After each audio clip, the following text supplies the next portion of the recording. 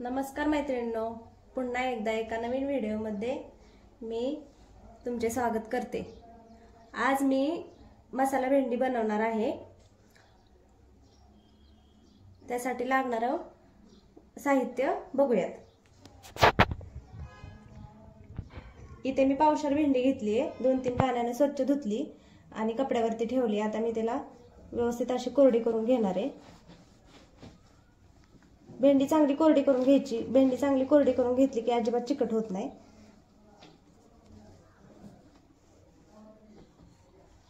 10-12 लसणाच्या पाकळ्या घेतलेत, त्या मी अशा कुटून घेतलेत, आबडधोबड फक्त चेचून घेतलेत जराशे।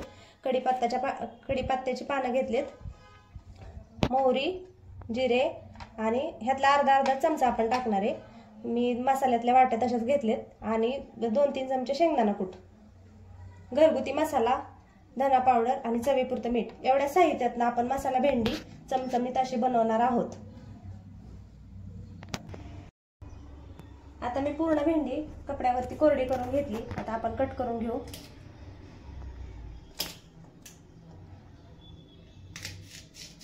एकच भाजी खाऊन सारखा कंटाळा आला असेल तर वेगळी अशी पद्धतीने एकदा तुम्ही झटपट करून बघा। आणि असे पातळ छोटे छोटे काप करायचे, म्हणजे भेंडी आपली पटकन शिजते, व्यवस्थित अशी शिजते।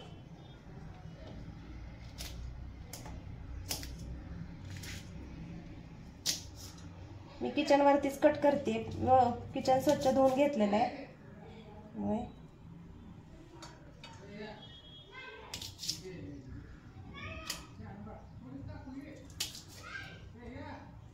हे बघा, अशा पद्धतीने मी सगळ्या भेंड्या कट करून घेणार आहे।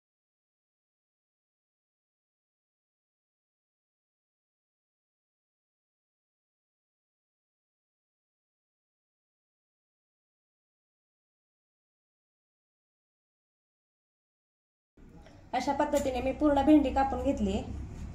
आता आपण सुरुवात करूया भेंडी बनवायला। गॅसवरती कढई ठेवली,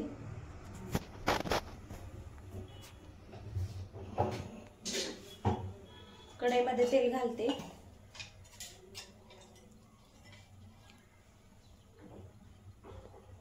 जास्त तेल पण नाही लागत ही भेंडी बनवायला।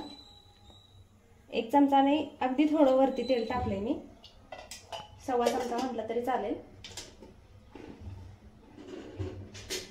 आणि तेल चांगलं गरम होऊन देऊ। असेच साधे आणि सोपे व्हिडिओ बघायला तुम्हाला आवडत असतील तर व्हिडिओला लाईक, शेअर, सबस्क्राइब नक्की करा। आणि ह्या भेंडीसाठी फक्त आपल्याला लसूण थोडा जास्त वापरायचा, म्हणजे भेंडीला चव छान येते।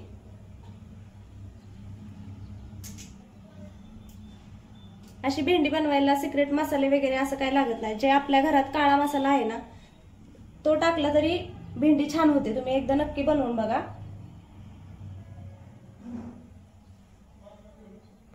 तेल चांगलं गरम होऊन देऊ। तेल चांगलं गरम झालं की आपली फोडणी छान बसते।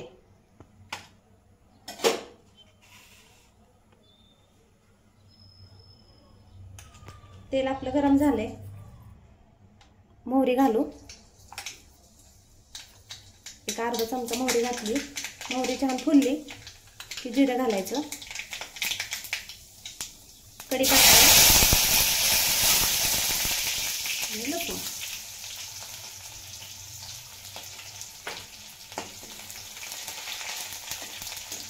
कढीपत्त्याचा मस्त सुगंध आलाय, येतोय।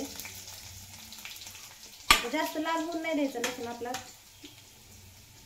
आता ही भेंडी घालू त्याच्यात। बाकीचे मसाले नंतर वापरणार आहे आपण।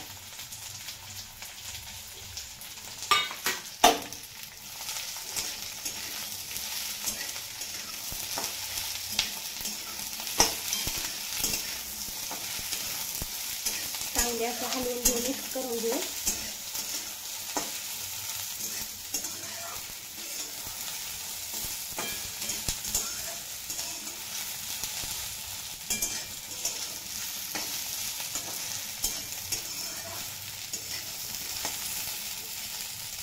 चांगलं मिक्स झाले। आता आपण काय करायचं, त्याला 5 मिनिटं झाकण ठेवून अशी मंद गॅसवर ठेवून द्यायची।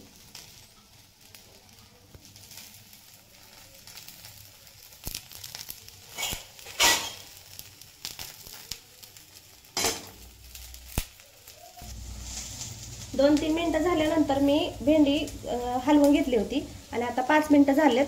मी हे चाळण का ठेवली त्याचं कारण सांगते तुम्हाला. आपण जर ह्याच्यावरती ताट ठेवलं तर ताटाला पाणी सुटतं आणि ते पाणी पण कढईत जाऊ शकतं, त्यामुळे पण भेंडी आपली चिकट होऊ शकते. त्यामुळं मी चाळण ठेवली आहे. आता चाळण काढून घेऊ. मस्त भेंडी भाजली आपली आणि अजिबात चिकट झाली नाही. पूर्ण पाणी त्याचं आटले, म्हणजे चिकट होत नाही अशी भेंडी केली तर. आणि शिजली पण भेंडी आपली, पूर्ण का मऊ झाली भेंडी.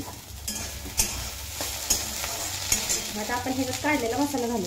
आणि आता ह्यावेळी मीठ टाकायचं आपण. त्या जर पहिल्यांदा मीठ टाकलं असतं तर भेंडी पूर्ण चिकट झाली असते, त्यामुळे मीठ लगेच टाकायचं नाही. हे मसाले घालून घेऊ.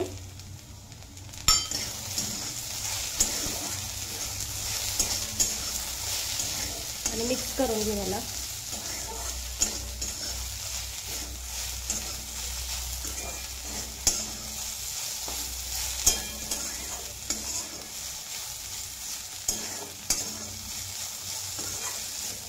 आणि पुन्हा याच्यावरती झाकण ठेवून 1 मिनिट आपण असंच ठेवू. शेंगदाण्याचा कूट अजून घातला नाही, शेंगदाण्याचा कूट आपण नंतर घालणार आहे. 1-2 मिनिटं झालेत. झाकण काढून मी आता हलवून घेते. आणि आता हा शेंगदाण्याचा कूट घालणार आहे. कारण शेंगदाणे आपण भाजून घेतलेले असतात, त्यामुळं त्याला काही शिजायची ही अशी काही गरज नसते. त्यामुळं आणि तुम्ही ना असं एकदा करून बघा. भाज्या जेव्हा होत येतात ना, अगदी आपण काढायच्या स्टेपला त्यावेळी शेंगदाण्याचा कूट घालायचा. खूप छान चव येते त्यांनी. कसा शेंगदाण्याचा कूट घातल्यानंतर. आणि थोडा जाडसर ठेवलाय कूट. बघा काय मस्त दिसते भेंडी आपली. फक्त घरगुती मसाला आपला जो आहे ना, त्यातून तुम्ही नक्की अशा एकदा भाज्या बनवून बघा. खूप सुंदर होतात. त्यासाठी महागडे मसाले वगैरे वापरायची काही गरज नसते. आपली फोडणी व्यवस्थित बसली ना, भाज्या छान लागतात. बघा एकदम चिकट झाली नाही, एकदम सुट्टी झाली भेंडी. आणि चवीलाही खूप छान लागते. बाहेरचे मसाले घातल्याने काय होतं, फक्त कलर येतो, रंग छान येतो त्याला. बघा काय मस्त झाली भेंडी आपली.